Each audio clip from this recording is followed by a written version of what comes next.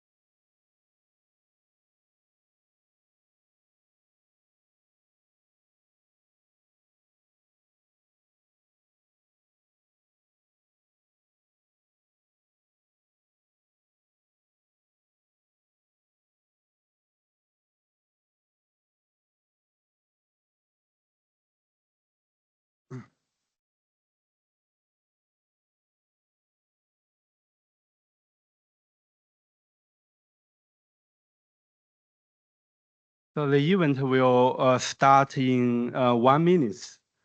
It's supposed to take place at side event room 3, but because of the last minute change from UNFCCC, for which all the co-organizers have no control, we come here.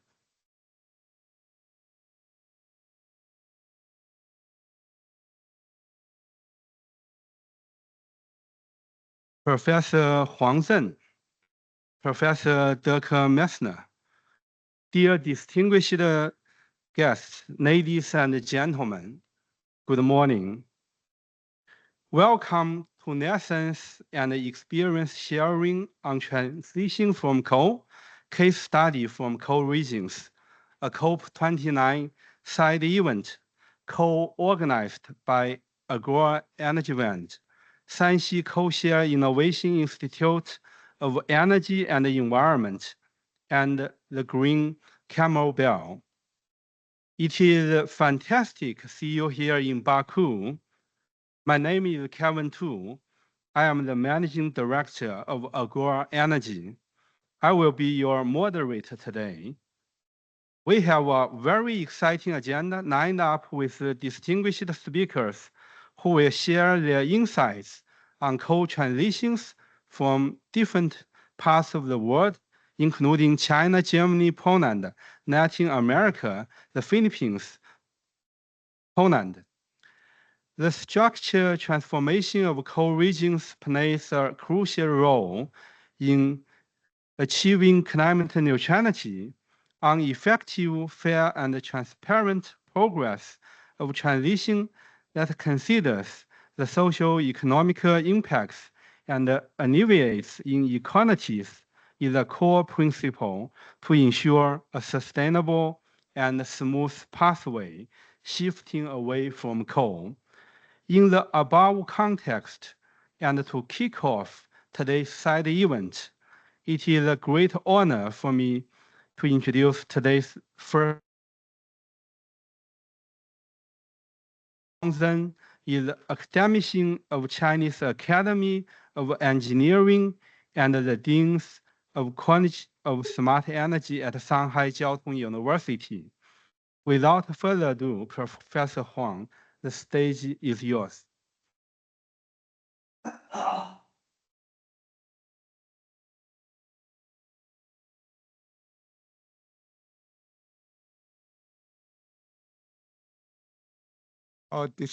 Distinguished guests, ladies and gentlemen, good morning. So it's my great pleasure to attend the COP28 study events and the lesson experience sharing on the transition from the coals. As we know, and this year marks the 30th anniversary of the entry into force of the United Nations Framework Convention on Climate Changes. On this new starting point, and make it more important than ever to strengthen global cooperations and exchange in the energy transitions and carbon neutralities. As we know, and since Chinese President Xi Jinping announced our dual carbon target in September 2020, China has further emphasized its commitment to the peak carbon emissions by the 2030s and achieve the carbon neutrality by the 2060s in 2021 NDCs. And this clearly demonstrating our determinations and for the green and low carbon transitions. China has established a 1+M policy framework to support the achievement of our NDC goals through a series of the implementation plans across the various sectors and industries, promoting comprehensive and in-depth systematic changes in development modes, industry structures, and energy structures, and also social awareness. Continuously progress is being made and in realizing our dual carbon target. By the end of the last year, China has established the capacity of renewable energy power generations, reached about 100 reached about 14.500 gigawatts. So and historically and surpassing of the total thermal power for the first times, accounting over the 50% of the total power installed capacity in the countries. By the end of June of this year's, the installed capacity of the wind and the solar power also historically and exceeded the installed capacity of the coal power generations. And then by the end of this July, and the combined installed capacity of the PV and the wind power reached 12 gigawatts, and indicating China has achieved the goal of the 2020 and 6 2.5 years ahead of the schedules. So, and the renewable nowadays, and it became a new force and ensure the power supplies. And also, according to the report of the IEA, so in the world, half of the world newly installed wind and solar capacity occur in China. So looking ahead and achieve our China, we call a dual carbon target and require hard work. Fossil energy still account for 82% of our energy structures, and with the coal and making about 55%. Our energy structure remain predominantly and on the fossil fuels like coals, and energy demand and will continue growth with the development of the economy and the improvement of the people's and the livelihood.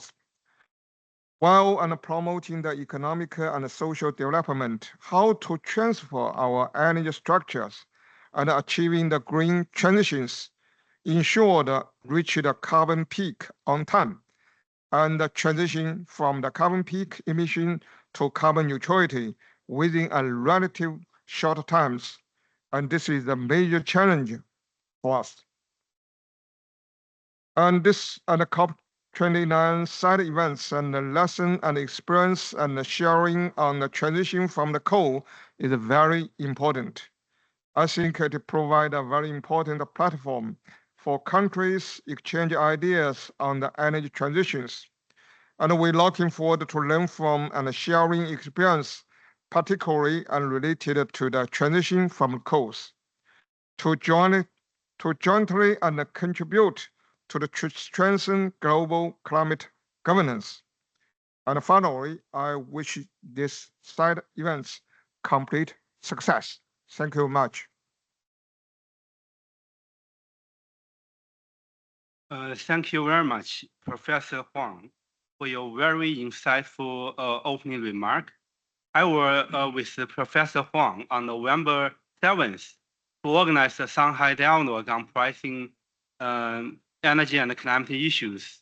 And the online audience interest are very high. More than 2.6 million people watched our discussion.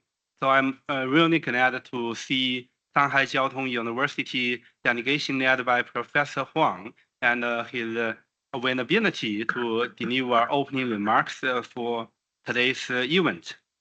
Now I would like to invite Professor Dirk Messner, President of German Environment Agency, or UBA, to deliver an opening remark. As a member of China Council for International Cooperation on Environmental and Development, Professor Messner has made a tremendous contribution to strengthen Sino-German international climate collaboration by chairing different Sino-German track to climate dialogue. Professor Messner, please go to the podium. The stage is yours.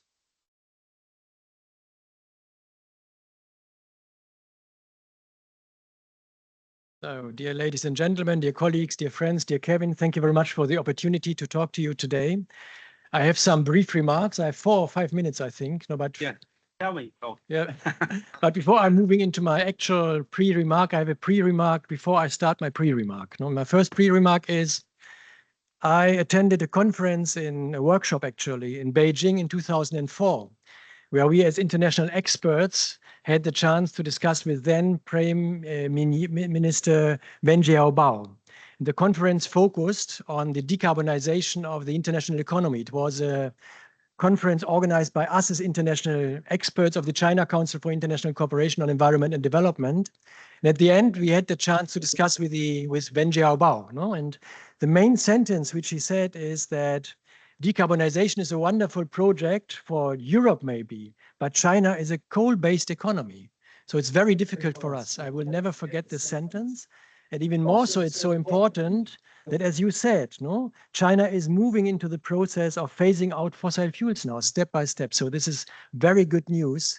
And it is marking a very important shift in mental maps, which has been taking place worldwide during the last 20 years. So this has been my pre-remark before I start my actual pre-remark. My actual pre-remark is about a positive story.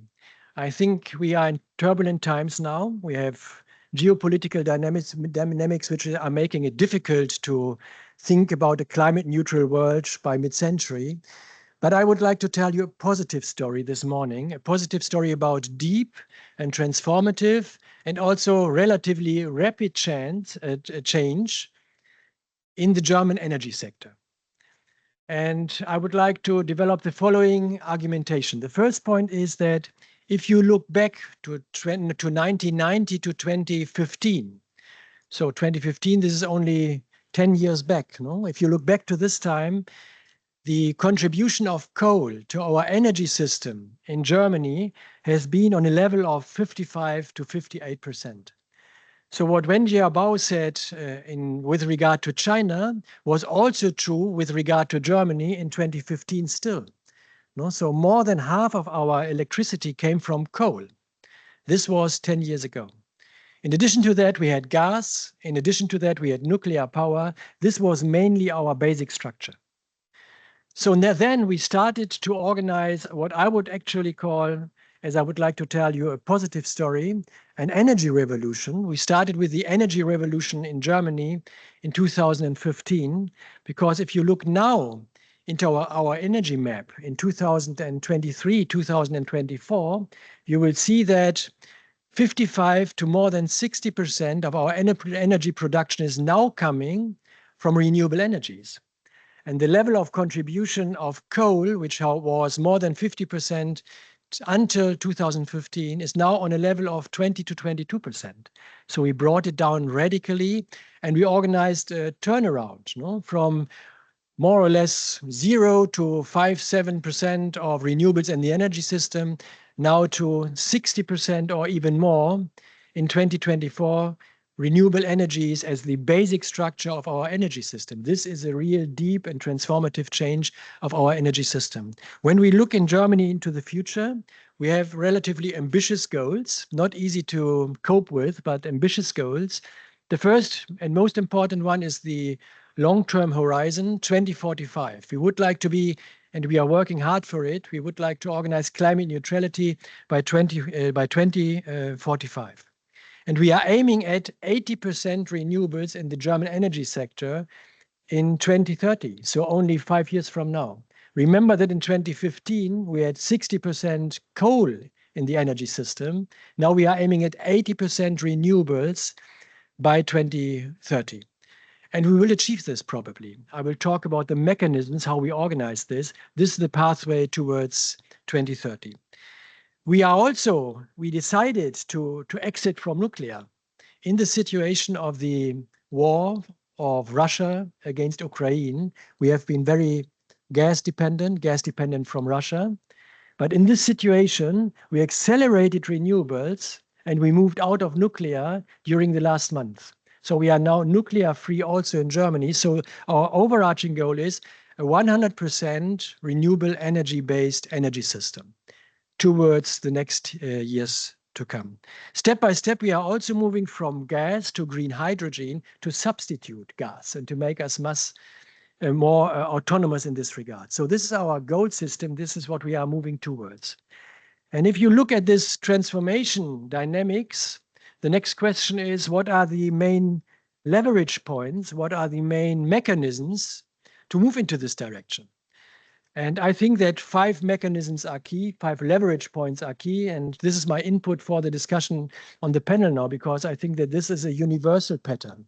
Of course, every country is different, but the basic mechanisms of transformation, phasing out coal and building our energy systems on renewables are actually relatively similar. No? So the 5 basic mechanisms, the 5 leverage points are the following. The first one is the supply side. So the supply side implies that we are investing, and we have been investing since 2015, heavily and very large scale in renewable energy infrastructures, mainly wind power stations, mainly PV and related energy structures. So the supply side was the first aim to change. No? We did this based on a European trading scheme based on the idea of pricing carbon. This has been helping renewable energies to build business cases around green energies. So pricing carbon and building incentives for going green is very important. We also had subsidies at the beginning of the process. So the combination of pricing and subsidies is what has been helping us to build renewable energy-based business cases. Nowadays, looking into the whole territorium of Europe, and I'm looking now to my colleague from Poland, what we are discussing currently when it comes to the supply structure of the future regarding renewable energies in Europe, we try to find out where we have competitive advantages in renewables in different regions of Europe. So in the coastline, Poland, for example, wind is very important and strong, competitive advantages there. In the south, in Spain, for example, solar power is, of course, very competitive, very cheap. So building these competitive advantages around renewable energies across Europe, going beyond our national horizons, is very important. So this is the supply side. This is the first mechanism. This is the basic structure. The second structure is then, I'm just coming from a discussion with providers of grids. We talked with E.ON, which is one of the major providers of grid structures in Europe. So building grid structures compatible with the new renewable energy infrastructure is what we are aiming at now. These are large investments also. We are expanding our grid structures and modernizing our grid structures, building smart grid structures only in Germany at a level of 14,000 additional kilometers of grid structures in our country. This is a large-scale investment, obviously. And we are doing this also for grid structures regarding green hydrogen, because we need also grids for that. 10,000 kilometers, so large-term infrastructural investments. The third element, the third leverage point is building storage capacities. And we think into two directions or three directions. The first one is large and small battery storages. The second one is, and this is the same discussion in China too, transforming our e-mobility infrastructures into decentralized storage capacities. And the third element is investing in green hydrogen to store renewable energies in green hydrogen. So this is the third element, the storage capacities which we need to build. The fourth element is something which we are discussing a lot in a track 2 dialogue on climate and energy with Chinese colleagues. It is about energy efficiency. We call this energy efficiency first. And this is an element which very often is underestimated. So not only building the next generation of infrastructures, but going energy efficient in any sector is something which is very important, and we can leverage a lot of potential there. So my last point, and the fifth element, is then what you are discussing here when you look and zoom into coal regions. It's about just transition. So how to look at regions which are coal-based, where coal is the main economic driver of jobs and incomes when you move out of carbon. We also have regions like that in Germany, and we interchange with our Chinese colleagues how to organize that. So public investments in social initiatives is very important. Public and private investments in new innovation-oriented structures in the regions is very important. So managing this soft dimension of structural change is something which we are doing a lot of emphasis in the German context. And let me finishing by saying that this last dimension, managing the transition of coal regions in a just way, is so important to get the whole transformation done. And the last numbers which I wanted to give to you is that in the German context, we are living, I call this a 90-40-70 constellation. 90% of our population is convinced that the transformation towards climate neutrality is absolutely relevant and necessary. 90%, high legitimacy. But 40% of our population is convinced that they will be damaged in their social and economic status. 40%. Nearly half of the population. And 70% of the population is observing that they don't understand what is going on there. So better communication is very important. Clear perspectives towards the future is very important. So as you can see, it is a combination of large-scale infrastructure investment and good governance in coal regions to get this transformation done. Thank you very much for listening.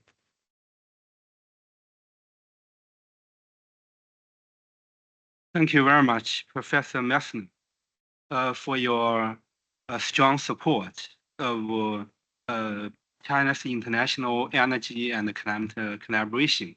If we compare the national circumstance of China and Germany, I strongly believe these two countries will still strengthen their tie on energy and climate issues in the years to come, including just co-transition. I look forward to work with you and your team for many more Sino-German climate dialogue in the years to come.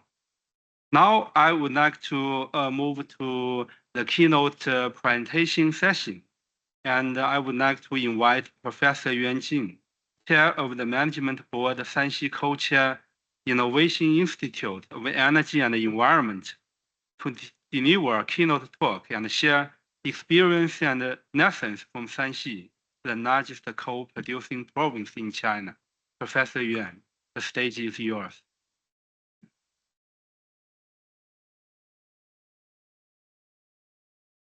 Good morning, everyone. Thank you all for your attendance today. Yeah.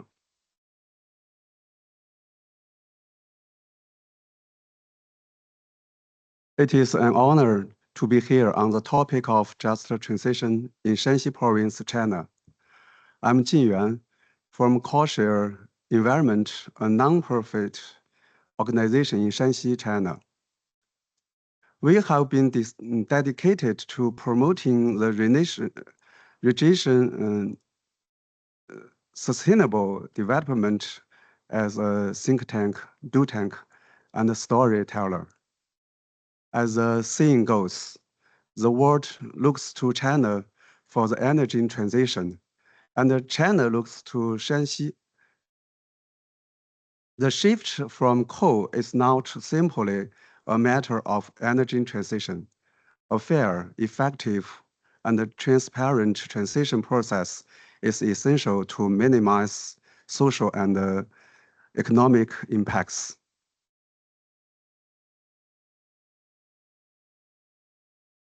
As the largest coal-producing province in China, Shanxi produced almost 1.4 billion tons of coal last year, accounting for about 29% of China's total output. So Shanxi plays a crucial role in national energy security. And the dual carbon policy serves as a guiding framework for both national and provincial low carbon actions. As a pilot province for comprehensive energy reform, Shanxi is committed to increasing its non-fossil energy consumptions to 12% by 2025, with a further goal of reaching 18% by 2030.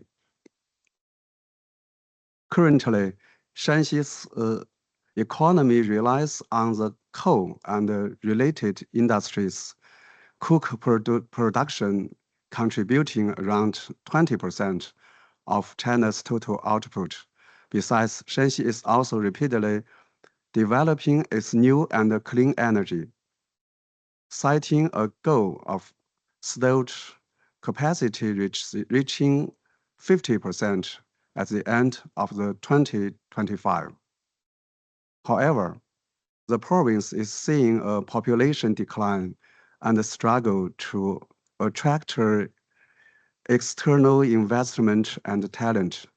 Shanxi's transition to a sustainable economy presents both promising opportunities and serious challenges.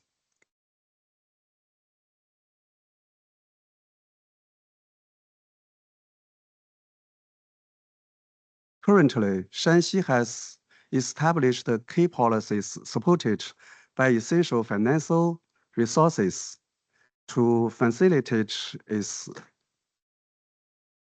economic transition.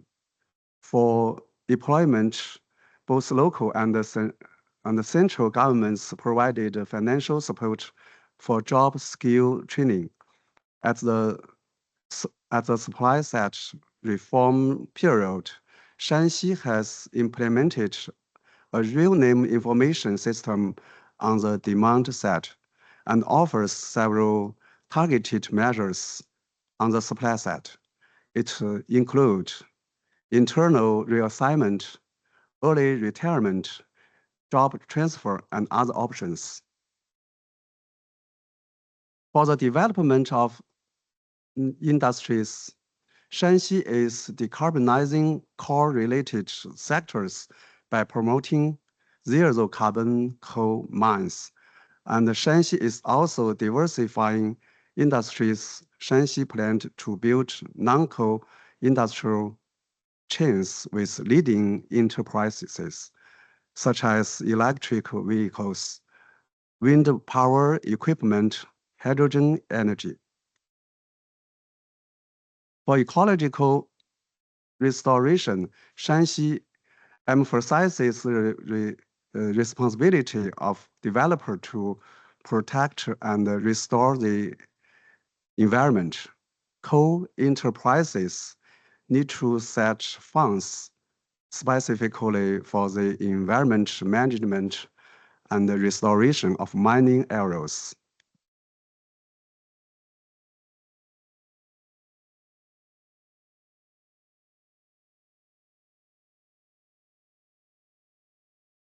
Currently, Shanxi has made efforts toward achieving the just transition. Earlier this year, the provincial government's work report highlighted the concept of just transition. Last year, the Postal Savings Bank of China launched the first just transition loan in Shanxi, about 100 million Chinese yuan. To achieve just transition, Shanxi has focused its efforts on 4 key areas: new energy, new industry, a healthier environment, and improved quality of life.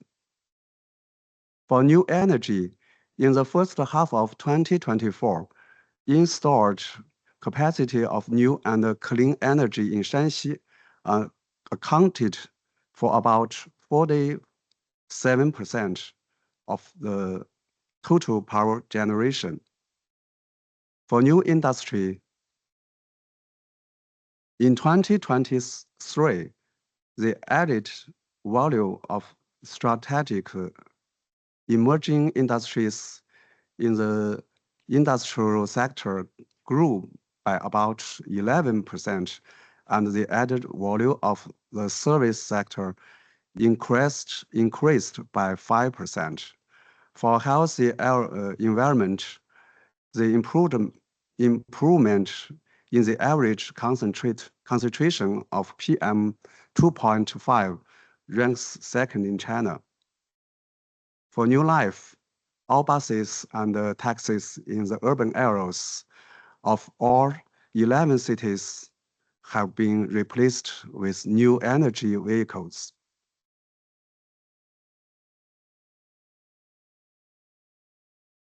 However, Shanxi faced a range of complex challenges in its pursuit of just transition. First is the dual task of national energy security and energy transition. As China's primary energy base, Shanxi supplies over 70% of its coal to other provinces, which makes Shanxi so important to the national energy security. Secondly, Shanxi's economy remains heavily dependent on coal, a reliance that is unsustainable in long term. The province's economic growth has been gradually slowing, with stagnation in the coal industry also hindering the development of non-coal sectors. Thirdly, Employment remains one of the most pressing challenges. In 2022, more than 900,000 workers were employed in coal mining, with coal-related industries accounting for about 55% of all jobs in industrial sector. In response to these challenges, we have some strategic recommendations. First, enhancing the inclusivities of economic development policies and expanding marketing-driven employment opportunities. Additionally, establishing a employment platform for co-workers and the skill training for co-workers will help them to successfully transfer to their new roles in emerging sectors. So second, securing sufficient funding is essential for the successful implementation of just transition. We are seeking special funding from the national government and working towards establishing a long-term just transition fund. So Shanxi's Professor Yuan, you have 1 minute to wrap up. Thank you. Okay. Shanxi experience can offer valuable insights for other co-dependent regions. The whole structural issue requiring coordinated efforts from both central and the local government. Practically, Shanxi must leverage the energy and the financial resources of its coal industry to support the growth of emerging sectors. The key lesson we've learned from this journey is to stay committed and act early. At last, thank you all for listening. Thanks so much. Thank you very much, Professor Yuan, for your very insightful keynote talk. I really wish we have longer time for further elaboration, but it's a pity. But next year, we actually will bring the Shanxi delegation to Europe again for the Europe-China workshop on clean energy transition in September. It's most likely we will convene the meeting in Poland. Now I would like to invite Dr. Joanna McVick Pandora, President of the Management Board, Firm Energy, to deliver another keynote talk and share experience and lessons from Poland. Joanna, the stage is yours. Thank you very much for the invitation. Actually, I'm also professor at the university in Florence in September, but I forgot to tell you.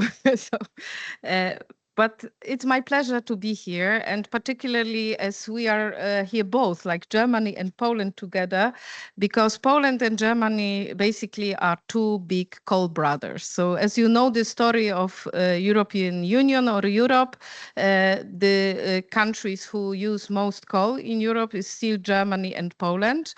Also Czechia still has some, and this is both lignite and hard coal.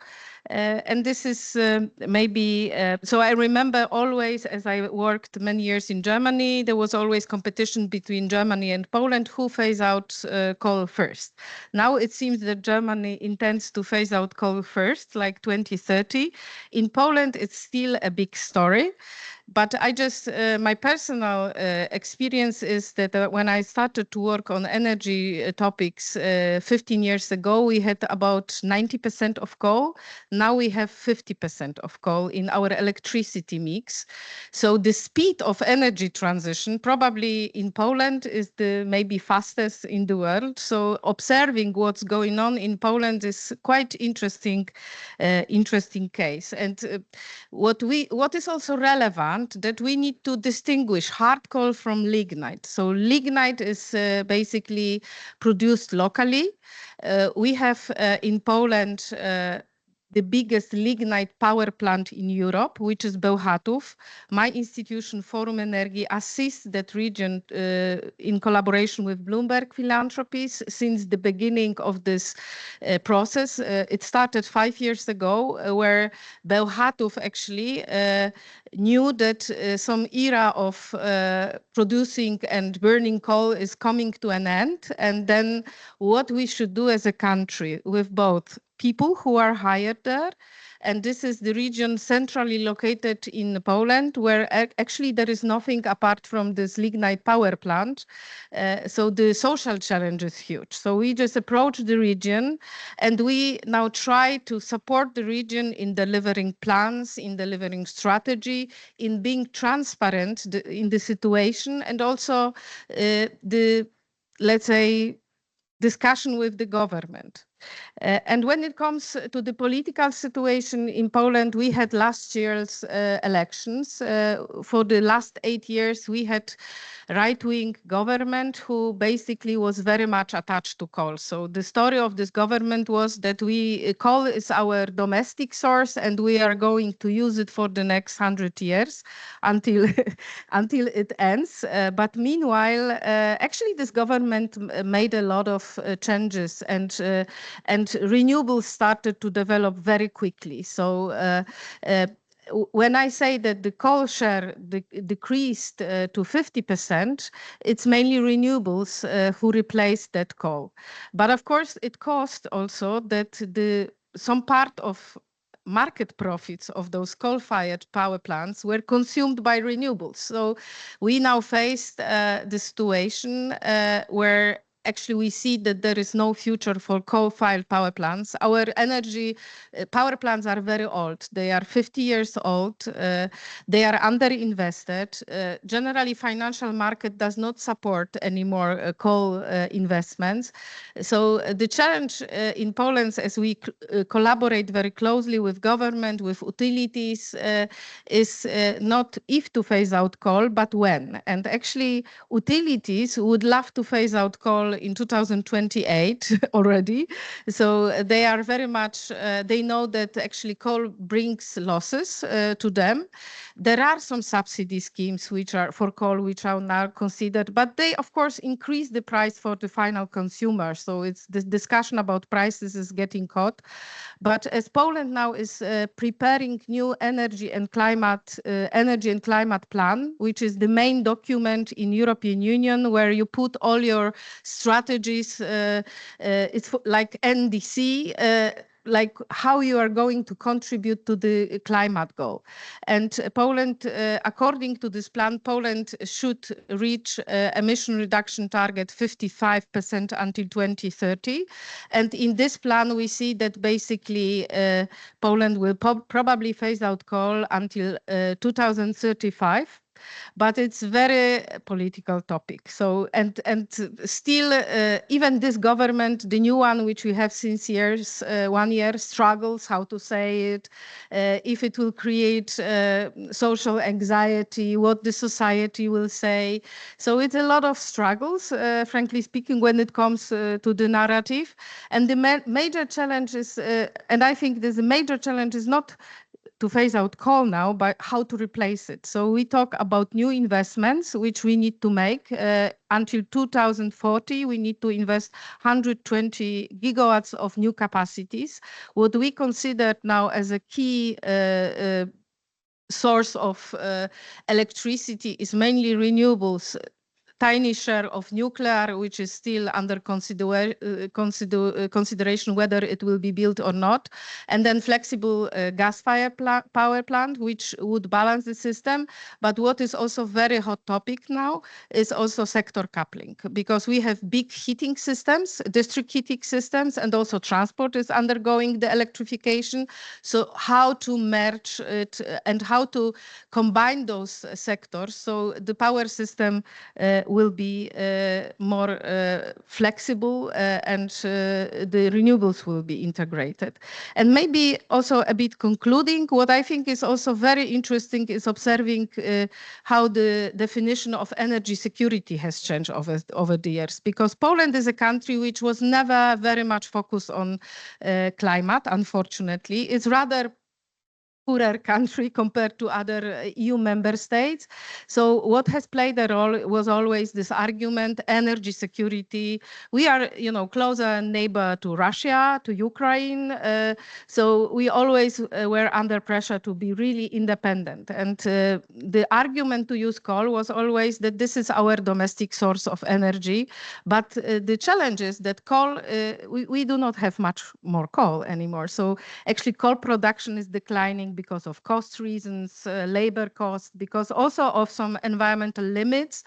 And this is actually changing the paradigm of energy transition. And as Poland will have presidency next year in the EU, the major topic which will be on the agenda is new definition of energy security, which means that actually renewables, where you don't have to pay for wind and solar energy, of course the system is variable, so you need to really change a lot in order to integrate the variable renewables in the systems, but actually you are really then independent, because otherwise we will import a lot of fossil fuel from outside, as we all in the European Union do not have actually much fossil fuel resources. So this is now the changing paradigm or main driver for energy transition. But of course, also climate is big topic. We have our targets. So society is also concerned. And what we would like to do next year as our country and propose it in the European Union is just this new definition when climate and energy comes together. So it's not something what is against each other, but it is supplementary. And I think this should stay with us, that new energy paradigm means renewables, variables, demand side response, flexibility, digitalization too, because there is a lot of potential in optimizing energy use through the digitalization on the commune level.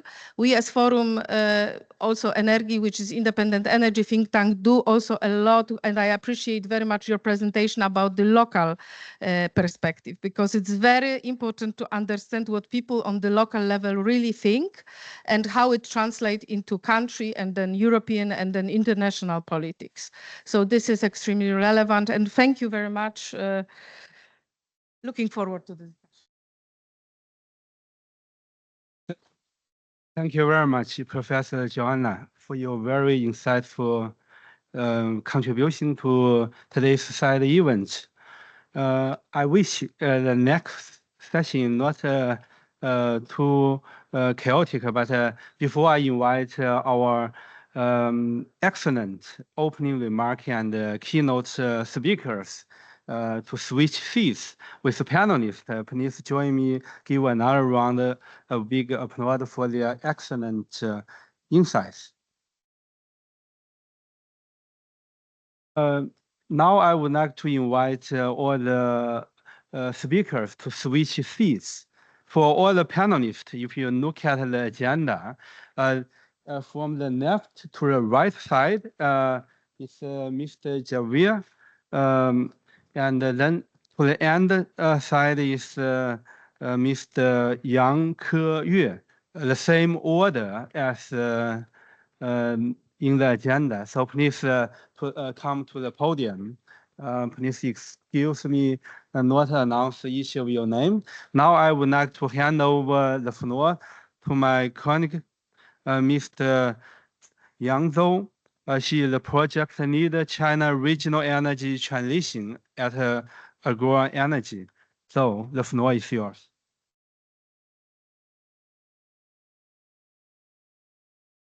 Thank you very much, Kevin. Good morning. My name is Jo. I work with Agora on regional energy transition. I'm very happy to be here. And just now, the two presentations on Shanxi and Poland were very impressive.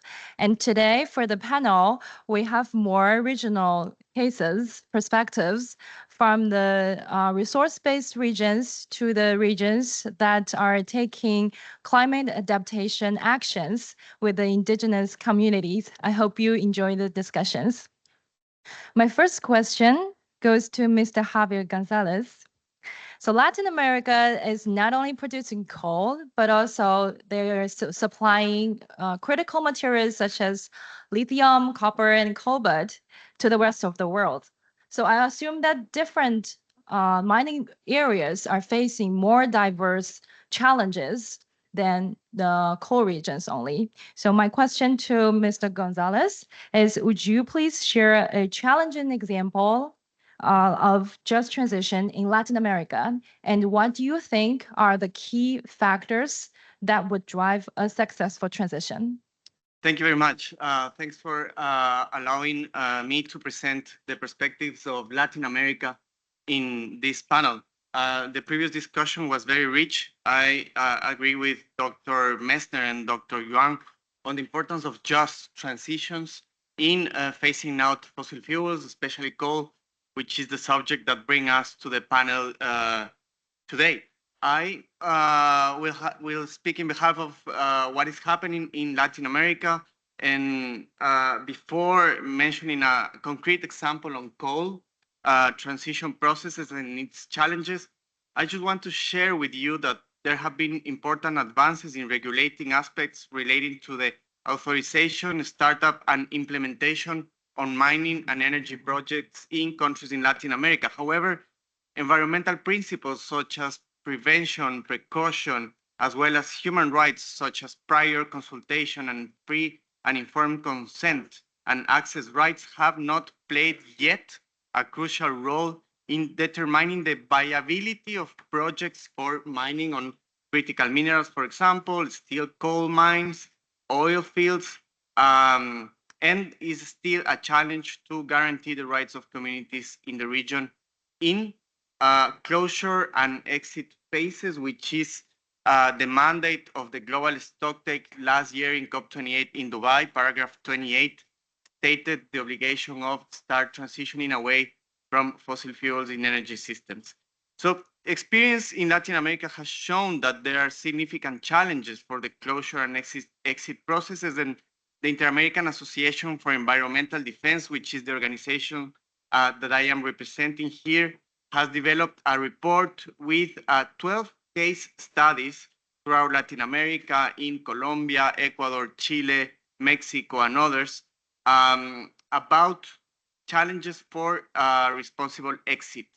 I am going to use the last minute of this intervention to talk about Colombia. The communities filed a complaint with the Irish National Contact Point of the OECD, where they denounced the lack of knowledge and application of OECD guidelines for multinational companies in Cerrejón mine on coal. Afro-Colombian community is in a process of reparation of the displacement caused by the expansion of one of the biggest mining pits of coal in the world, in Colombia, and the Colombian Constitutional Court recognized the impacts and ordered a series of actions to be taken. This is only one example that shows us the importance of just transition for coal regions, not only for the workforce, but also for ecological and ecosystems restoration. Thank you very much, Mr. Gonzalez. So my next question goes to Professor Yang Lei. We know that Peking University has been working with Inner Mongolia for years. And would you please share with us how Inner Mongolia is diversifying its economy? Good. Thank you, the chair. And it's my great pleasure to share some experience for our practice in Inner Mongolia. I think to have a successful or just transition, the most important thing is to maintain the economic development and at the same time with the energy transition. I want to see 3 points. The first one is to get the support from the people, from the public. I think the public awareness and also the mobilization of the society were initial, that people believe we can have a better future. It's not only a government job, but also the academic and also the industry. So that's why we have an institute there now. Only 2 years, we have around 100 staff, not only for research, but I also believe for the public confidence, it's very important. And the second point is we must have new things. If we want to move from the coal to something good, we need to work, dedicate for the, like now we have the coal chemical, it's better than coal power plant, but it's still not good enough. So we need new energies, new industries. I think also the Shanxi colleague share with us some comments. I think I want to share with you, we do have some good news, like in the mining, the automatic EV truck now can be feasible, to scale up usage in Inner Mongolia. And then the third point is, I think, you have the new things, you have many pilot projects, but you must let people make money, Even not profitable, it never can be a, skill condition. So I think I totally agree with Dr. Turk. Just give a very excellent comments. We need a system approach. We need to change the business model, which we need the new policy framework to support the new things like the wearable renewable things to make them get more profit economic performance. And that's what we are working on. We are still working hard on these issues now. Thank you so much. Thank you very much, Professor Yang. And my next question goes to my colleague, Tatiana. First of all, I would like to congratulate you on your recent report on just transition in Kazakhstan. So I really enjoyed the report. While I was reading the report, I found that Kazakhstan, like many Chinese core regions, are actually pretty similar, facing a similar situation. They are at the very early stage of just transition and share common challenges, for example, like both the lack of long-term strategies of facing down coal, and also still the new coal capacity of the two countries are still growing. So I would like to ask Tatiana to talk about the policy recommendations you propose in your report to tackle these challenges. Thank you very much.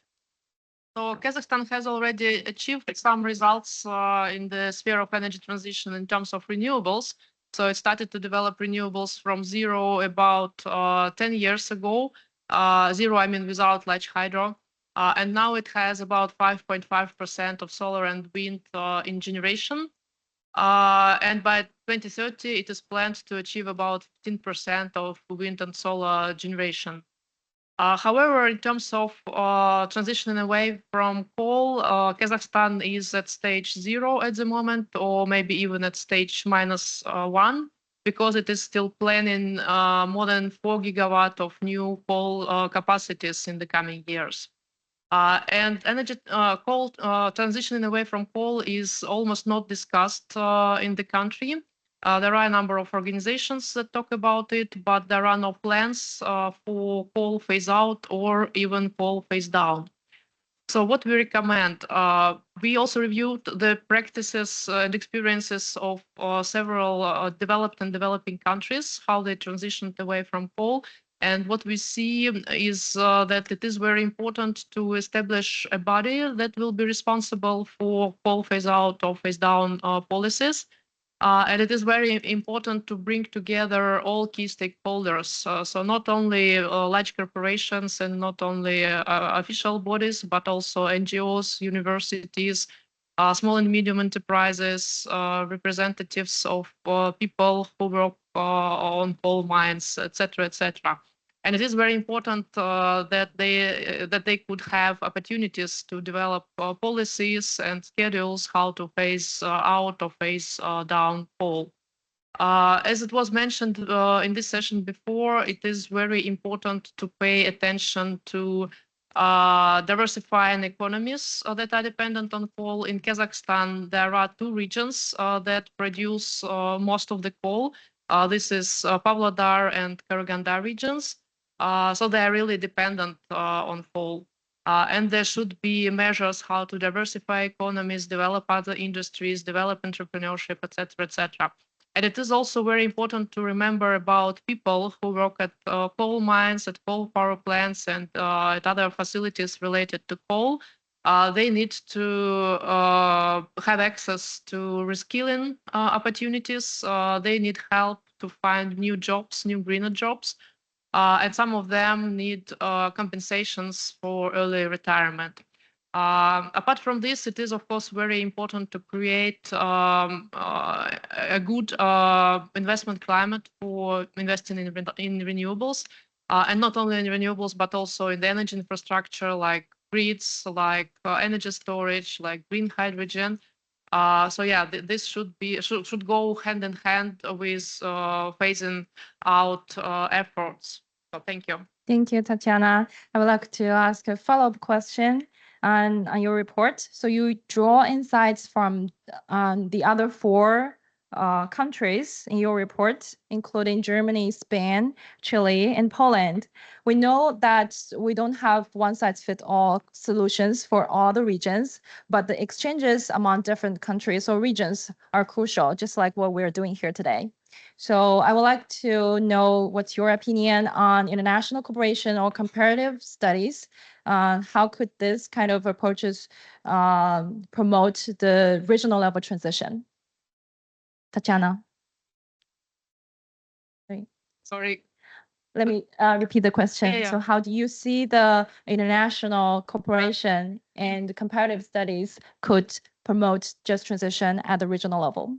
Yeah, international cooperation is very important because Kazakhstan, like many other developing countries, needs investments, and there is not enough money in the country, of course.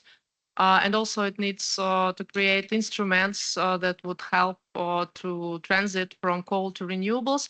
And international cooperation is already playing a huge role. Like, for example, the international organizations help to create the mechanism for renewable standards in the country. And also, I think they could play a crucial role in developing mechanisms for coal phase down. Thank you. And next, I would like to ask Mr. Gonzalez. This question is about climate cooperation too. So how would climate fund support just transition is a key topic for this COP. So I would like to know what's your opinion on how developing countries and developed countries collaborate on financing climate transition, energy transition in less developed countries. Thank you. Thank you for the question. This is the key issue for the COP29 negotiations. We are facing the challenges of defining a new goal for financing climate action, either mitigation, adaptation, and loss and damage in least developed countries or countries in development processes.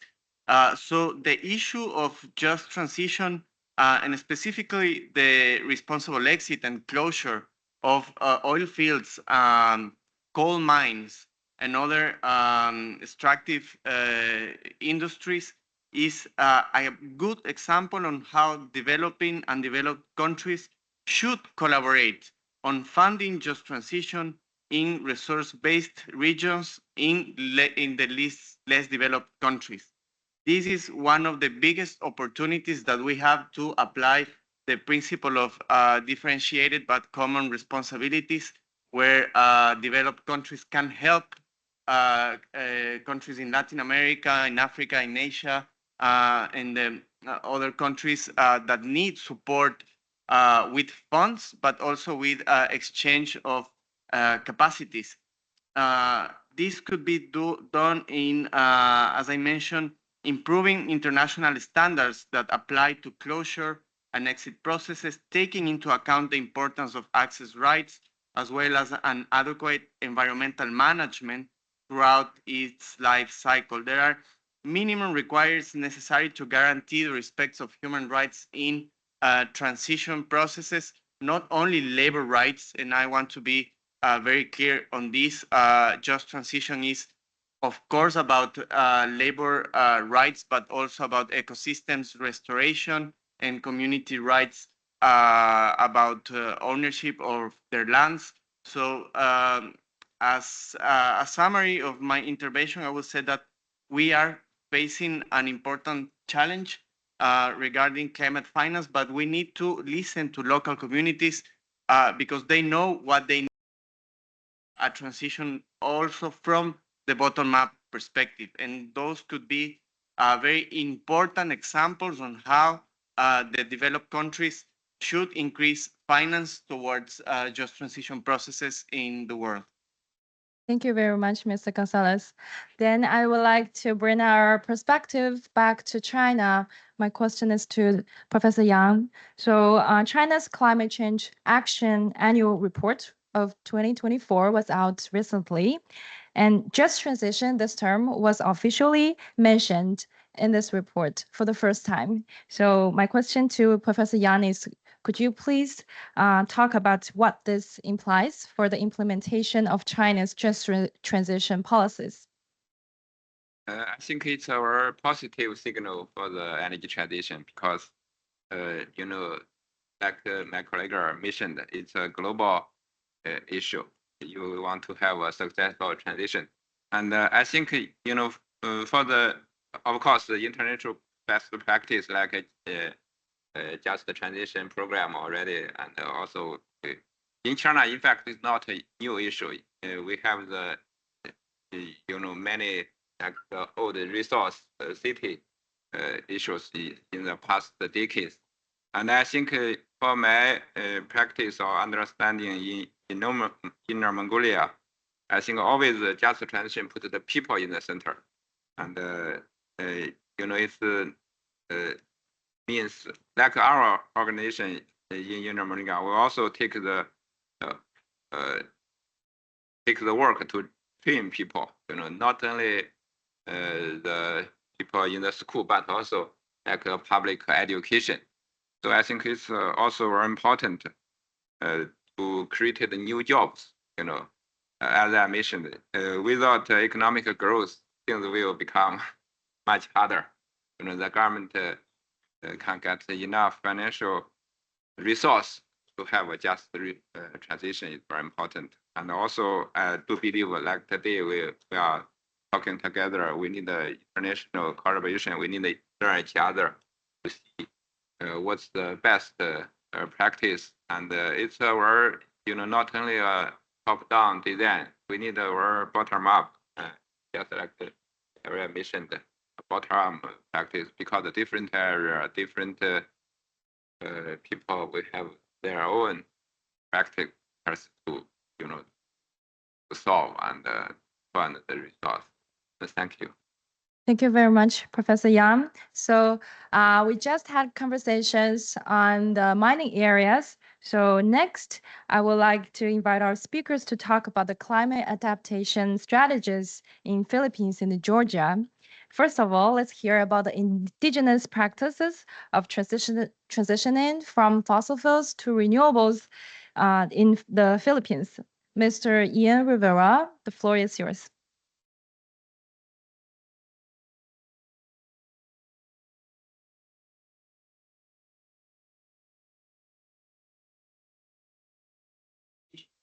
We produce coal that's for export, but the coal that we use for the generation for electricity is coming from Indonesia and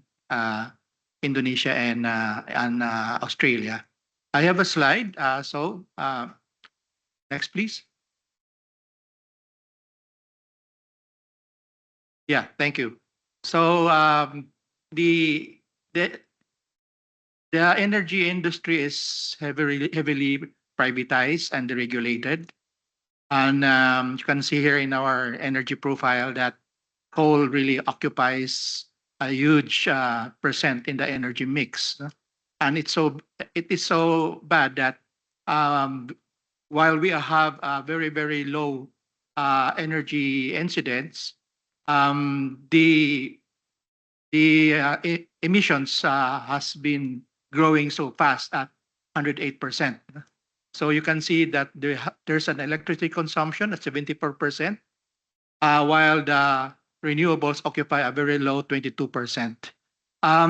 In 2023, the energy production is estimated at 111.52 terawatt hours. Next slide.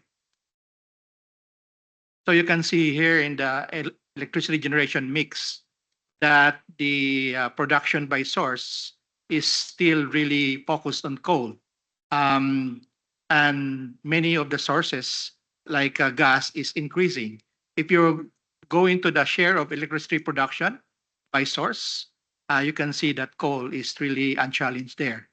And the problem also is we don't have a phase-out plan for fossil fuels, particularly for coal.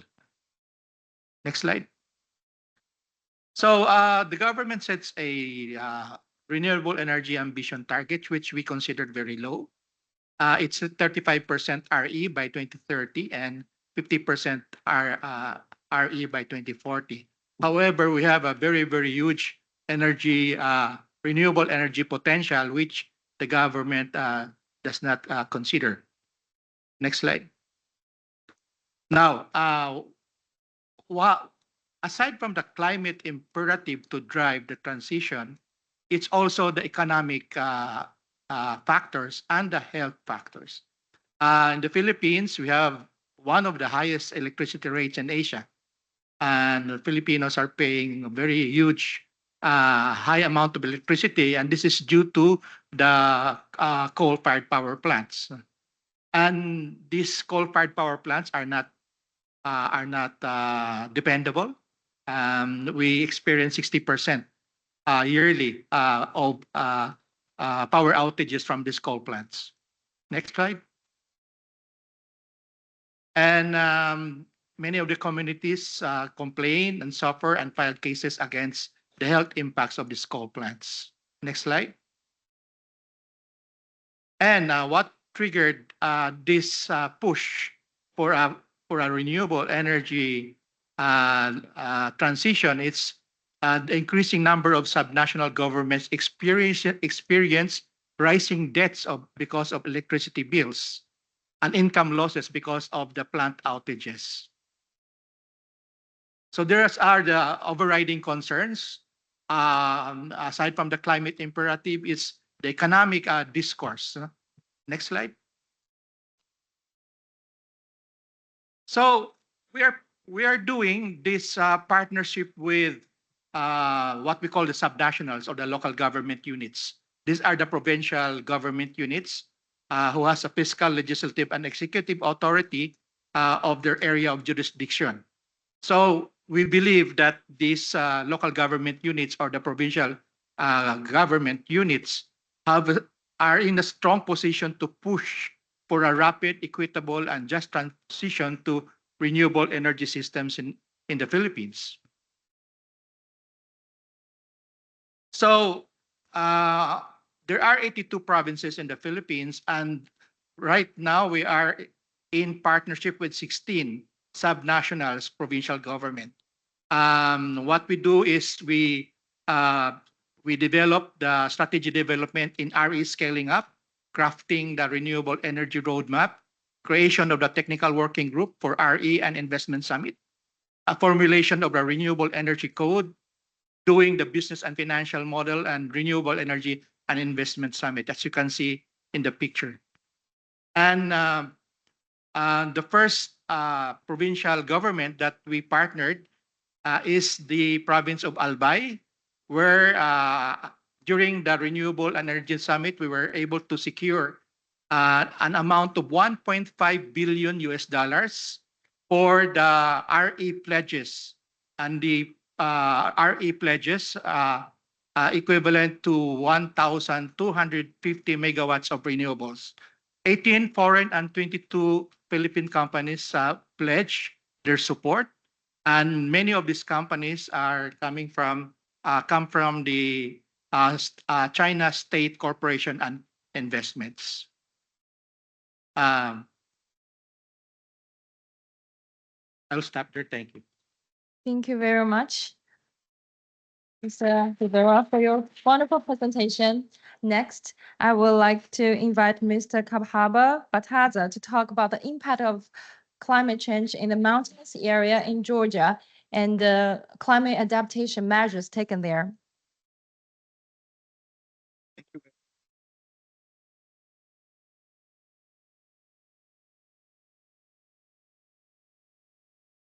As challenges we face with the climate change and transition with to the renewable energy. This is a case of Caucasus region, Georgia especially, and I will try to present the situation in the country and the work we do in this regard.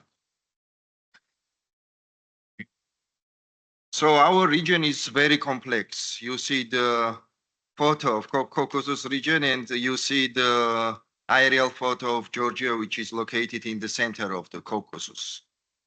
So, and main focus for our region is on the adaptation part to climate change, and also talking about energy, we are focused on renewable energy.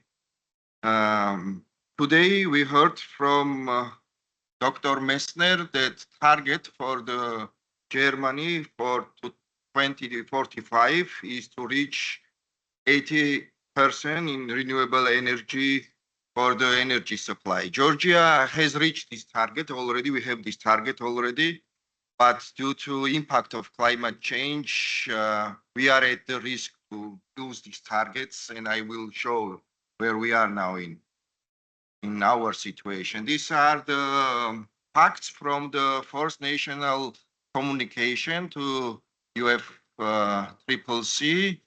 So there are three main challenges for the country. One is related to natural disasters happening around the country. Second one is related to desertification and loss of soil fertility, and sea level rise and coastal erosion, also important issue for the country. I took this picture 2 months ago in one of our mountainous region. You see here the millions of US dollars spent for the renovation of local infrastructure, especially roads. And after the renovation project, we completely lost the project because of the mud flow happened in the area. And this is not the only case for our country. I'm sorry. So main challenge for us is related to loss of our important resource, which is water resource and glaciers, and our renewable energy is mostly based on the glaciers and water resources. Here you see two photos from the Western Georgia. This is Svaneti region. This is difference, 100-year difference. And you see that size of the glacier, which is called Chalati Glacier, is completely changed. We are losing the area, and we are losing very important resource for the drinking water, for the renewable energy, and for the management of natural disasters in the country. Here you can see the photos, like changes in the 100 years, and this is the place where we took current photos, like 2 months, 3 months ago. Of course, it has impact on renewable energy, and it has an impact on local people's life. This is a disaster in 2016. It happened. This is a border between Georgia and Russian Federation. Tens of people died because of this disaster. This is a checkpoint, the border control point, and disaster affected, mud flow affected the local area. You see the condition of the roads. You see activities on the road to restore the road back. And you see the hydropower plants. And it was a huge investment for our country and for the business to invest in renewable energy in the country. But this project also was lost because of this disaster in the area. So we are facing this challenge in our country that we have this capacity for the renewable, but we are losing capacity quite quickly. And it happens not only in the mountainous area of Georgia. This is a picture from the capital of Georgia. You may remember in 2015, there was a flood and mud flow in the center of the Tbilisi. This is a picture of Tbilisi Zoo. And when this disaster happened, animals disappeared from the zoo. You may have heard about this story, and we had people died due to the disaster in 2015, around 25, and one person was killed by the lion in the streets in the capital of Georgia, in the center of Georgia, which is a big issue, and of course is related to the changes in our environment. But what we learn out of it, and this is the same place, what you saw now, and you see that after 9 years, what happened in the country, we didn't learn that we have these huge buildings constructed in the same area. So we are not changing in the center, in the capital, where all the knowledge is accumulated, or where all our civil society organizations, educational organizations or governmental organizations work. But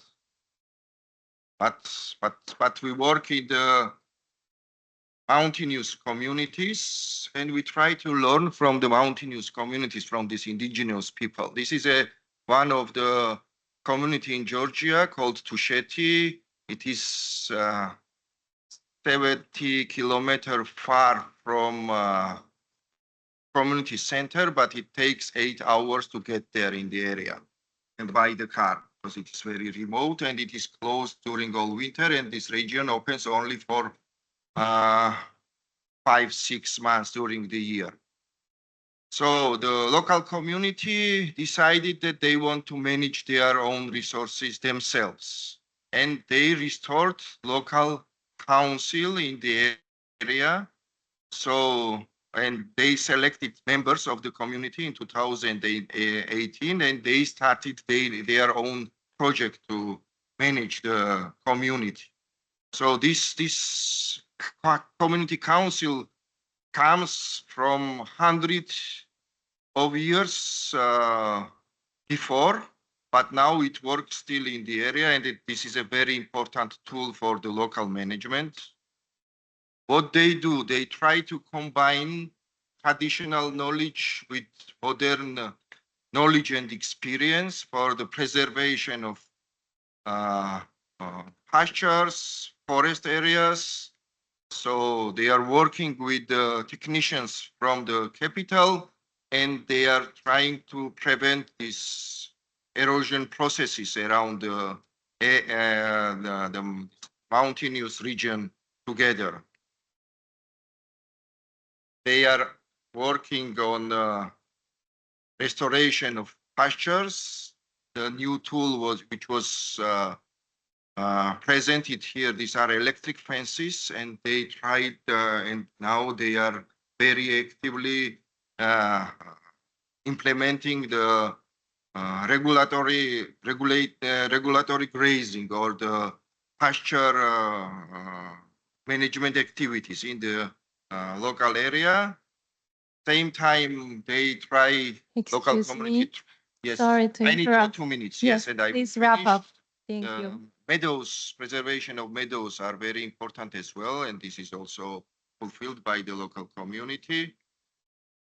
And of course, local traditions and ecotourism, and in this direction also the local communities, which is called Subgeo, is working quite actively. So this is a message that we should learn from locals, how to preserve, to nature on local level, because there are important national or international goals. But if we will not act on local level, it will be much more difficult, and we will lose also potential for the in the future for the renewable energy.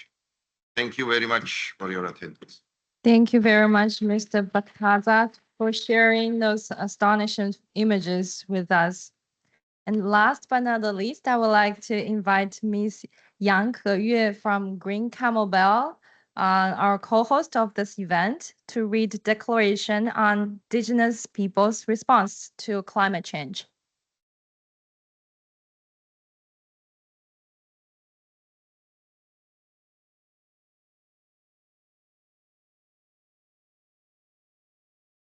So, hi everyone, I'm Kayla.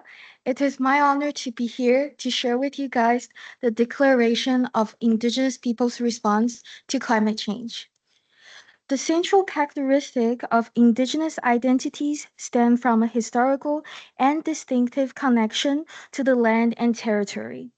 The land serves as a source of sustenance, guiding their practices in agriculture, medicine, and rituals. Indigenous peoples make up around 6% of the global population, yet sustainably care for around 80% of the world's remaining biodiversity.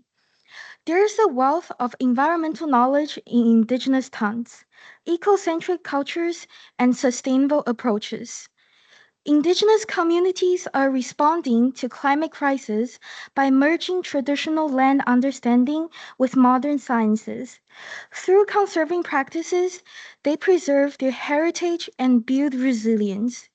Sharing traditions through workshops, storytelling, and education is vital for land preservation. For centuries, indigenous communities have maintained sustainable land management and deep respect for biodiversity, offering lessons for a sustainable and equitable response to climate change. A just transition to sustainability must incorporate indigenous voices. Policies that protect land rights, ensure equitable climate resources, and maintain land sovereignty are essential. Therefore, indigenous knowledge should be a core component of global climate solutions. Thank you everyone for listening. Thank you very much, Kayla, for the inspiring declaration. This declaration marked the end of this panel discussion. I would like to invite all the audience to give another round of applause to our panelists today. And please, our panelists, please remain seated, and I hand over the microphone to my colleague, Kevin. Thank you very much, though, for your moderation, and also I would like to express my sincere appreciation for all the panelists for their excellent remarks. Now I would like to invite Ms. Chen Yi, Associate Director, Climate Works China Program, to deliver a closing remark to conclude today's side event. Ms. Chen, the stage is yours. Thank you, Kevin, and distinguished guests, colleagues, and partners. As we conclude this very intense and insightful events, I think we are all fulfilled with enhanced commitment to the urgent task before us. Today, we have witnessed a powerful convergence of perspectives and experience sharing from cases from different geographics of the global climate community, all united in accelerating core regions transition. The historic UAE consensus at COP28 called for transitioning away from fossil fuels to achieve global net zero emissions by 2050. Ensuring a just, fair, and sustainable development of core regions has become the central of the transition. The momentum of change is continually building across all the continents, and in late September 2024, a truly historic moment has unfolded as the United Kingdom, where the world's first coal power plant was built 142 years ago, shut down its last remaining coal power station.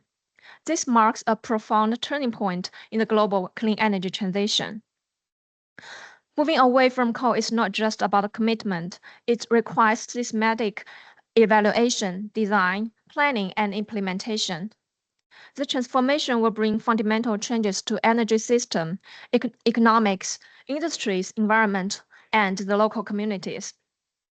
To mitigate the adverse impacts and accelerate the coal to clean transition, all stakeholders, from policymakers, industry players, to think tanks, experts, NGOs, must collaborate and share best experience, engage in open dialogues and develop innovative solutions that could balance the transition with development needs. Also, the communication is very important part with public and to support reaching consensus and get the support from the public. Today's discussion have showcased encouraging progress from various regions, and we've heard innovative solutions from all the different participants. We are inspired that the largest coal producers from EU and Asia are already marching towards this journey.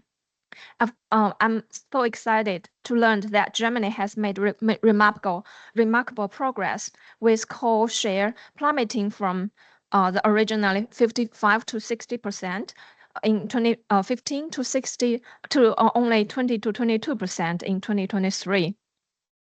And the Poland case shared by Joanna also shows that the government collaborate with utilities and the public to support reaching consensus of phasing out the coal, while also considering these end-use sectors transition pathways. And the government has been continuously approaching and engaging with local communities, building strategies and plans, supporting the vulnerable. Also, Shanxi Province, China's largest coal producer, have also begun exploring a fair and just sustainable transition pathway with new energy, new industry, new environment, and new life perspectives. While the challenges are significant, this practice on the ground and lessons learned provide a great impetus for us to explore and accelerate this transition. At the same time, we must acknowledge that the transition journey is just on the way. Coal regions continue to face interconnected challenges as shared from those panelists. Successes require comprehensive approaches that could combine strategic governance, economic diversification, social protection, community engagement, and environmental restoration. Enhanced international dialogue and experience sharing are crucial. Countries can learn from each other's experience, sharing technical pathways and expertise, and adapt successful policies. Climate Works Foundation is committed to support this journey. We believe that through collaboration, we can unlock opportunities in transitioning to a low-carbon, green energy-powered economy where prosperity and sustainability coexist. Let us live today inspired and ready to translate our shared visions into concrete actions. Together, we can build bridges, foster partnerships, and champion the just energy transition that our world urgently needs. Thank you very much.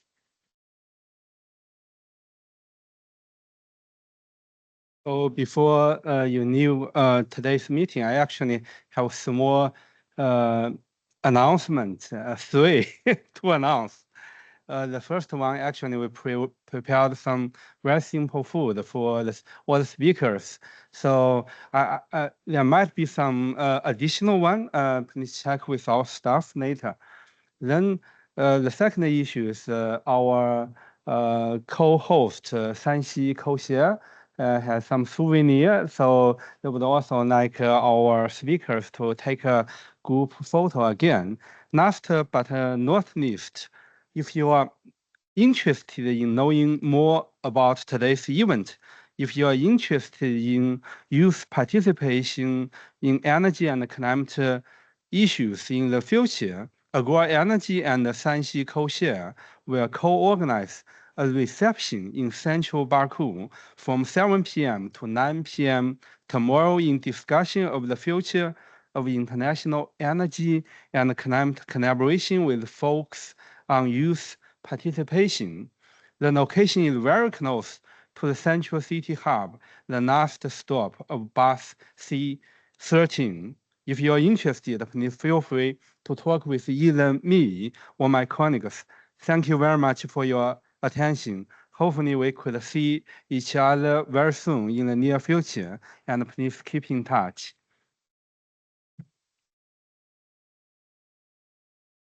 Now, I would like to invite all the speakers to the podium again for another round of group photo.